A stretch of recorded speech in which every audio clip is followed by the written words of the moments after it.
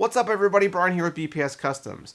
Now this is going to be the last video where you see me talk about Ryzen without actually having something in hand to show you. But I think in the process of evaluating technology, it's almost as important to see where you're coming from as it is to see where you're going. Progression is key. And the last time AMD came out with any kind of major release was AM3 Plus. And this is an FX 6300. Let's take a closer look at it.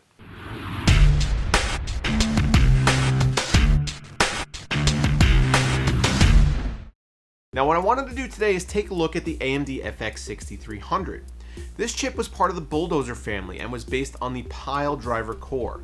Now that might not mean much to you, but that architecture is approaching 6 years old at this point. Even still though, it does have 6 cores, and though it lacks hyper-threading, or what AMD might call simultaneous multi-threading, it still is kind of a powerhouse when it comes to budget gaming. This is still a really popular chip, and it still sells for $90 even though it's 5 years old. Adding to its appeal is the fact that, like all other AMD chips, it's multiplier unlocked. So if you get a decent overclocking motherboard like this Gigabyte GA990FXA UD3, you can go nuts and really push this thing as far as it'll go. Now what I wanted to do today is get a testing baseline for this setup. Right now we have this setup equipped with 8 gigs of G.Skill Ripjaws memory. That's DDR3, probably the last time you're going to see DDR3. And I wanted to see how this whole thing performs in some gaming tasks and also some synthetic benchmarks. It's going to be important to have these numbers when Ryzen comes out because you're going to want to see the improvements over these last 5 years. So if you want to do some gaming on the cheap, it's not a bad option, although you are sacrificing future compatibility. So in order to lay down an appropriate baseline, I ran a slew of tests, including synthetic CPU tests and gaming benchmarks. Let's take a look at them and see how this chip performs.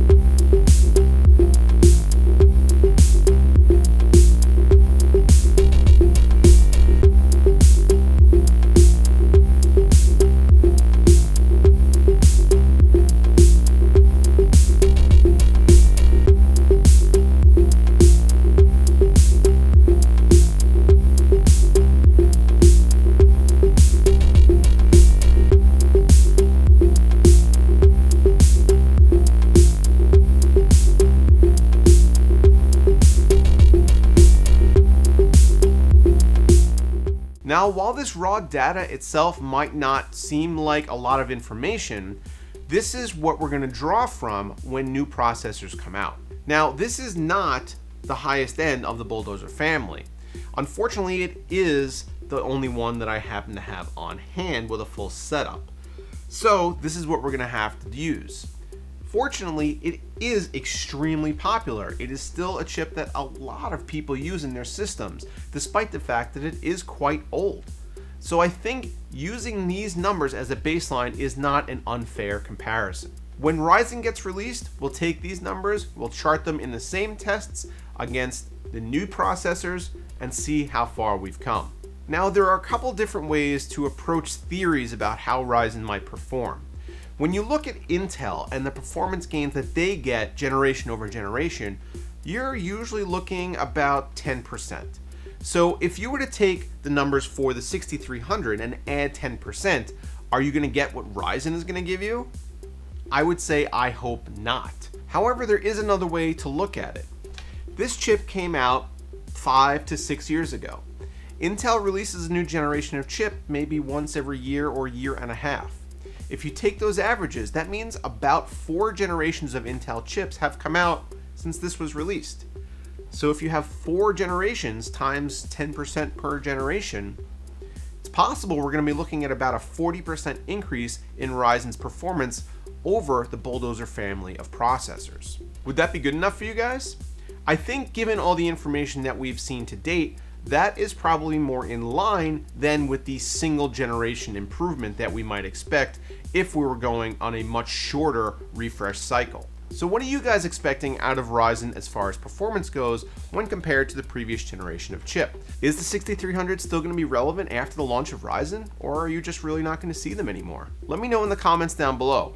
Also, don't forget to get subscribed to the channel, guys, and I have a merch store down there too that you can check out if you want to get some cool hoodies like this one or anything else like that. As always, guys, thanks for watching, and I'll see you in the next video, hopefully with Ryzen in my hand.